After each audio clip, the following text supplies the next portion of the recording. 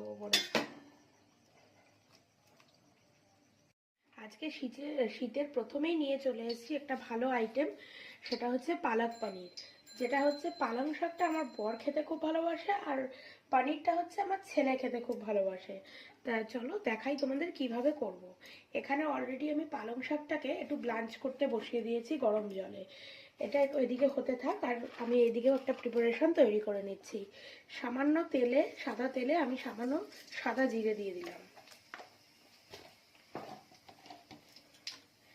এরপর জিরেটা একটু লাল করে করে আমি এর মধ্যে অ্যাড করে দেবো পেঁয়াজ, আর তার সাথে আদা কুচি, আর অল্প একটু রসুন কুচি। আপনারা চাইলে এটাকে নিরামিষভাবেও করতে পারেন, তাতে শুধু আদাটা অ্যাড করলেও হবে। এদিকে এটা একটু ভাজা ভাজা হতে থাক, আর তার সাথে আমি এখানে একটু নুন অ্যাড করবো।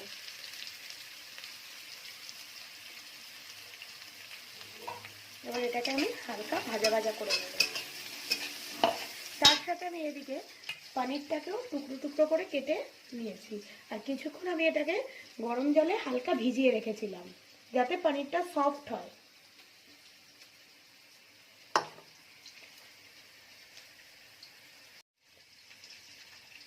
এবার চলো, আমার এটা রেডি হয়ে গেছে। এটাকে আমি এবার পুরো চিল্ড ঠান্ডা জলে এবার আমি এটাকে ভিজিয়ে দেবো, যাতে কালারটা চেঞ্জ না হয় আর ফুললি কুকড না হয়ে যায়, যাতে গ্রিন কালারটা একবারেই স্টে থাকে। এবার আমি কিছুক্ষণ এটাকে ভিজিয়ে রেখেছিলাম ঠান্ডা জলে। এবার আমি এটার একটা স্মুথ পেস্ট তৈরি করে নেব। এটার মধ্যে আমি এটার সাথে দিয়েছি পালং শাকের সাথে দিয়েছি কাঁচা লঙ্কা, আর তার সাথে দিয়েছি কিছুটা ধনে পাতা।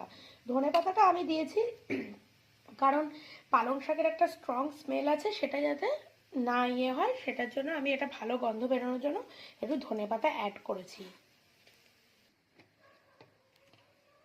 এবার দেখো, একটা ফাইন পেস্ট আমি এটার থেকে তৈরি করে নিয়েছি। এইবার যে ভাজাটা আমি ভাজছিলাম, পেঁয়াজটা একটু গোল্ডেন ব্রাউন হয়ে গেছে, এই ইয়েটা আমি এবার এর মধ্যে অ্যাড করে দেবো কড়াইতে দিয়ে। এবার আমি ভালো করে এটাকে কষাবো যাতে উগ্র গন্ধটা চলে যায়। এমনিও আমি এতে ধনে পাতা দিয়েছি, তাই জন্য উগ্র গন্ধ বেরোবে না।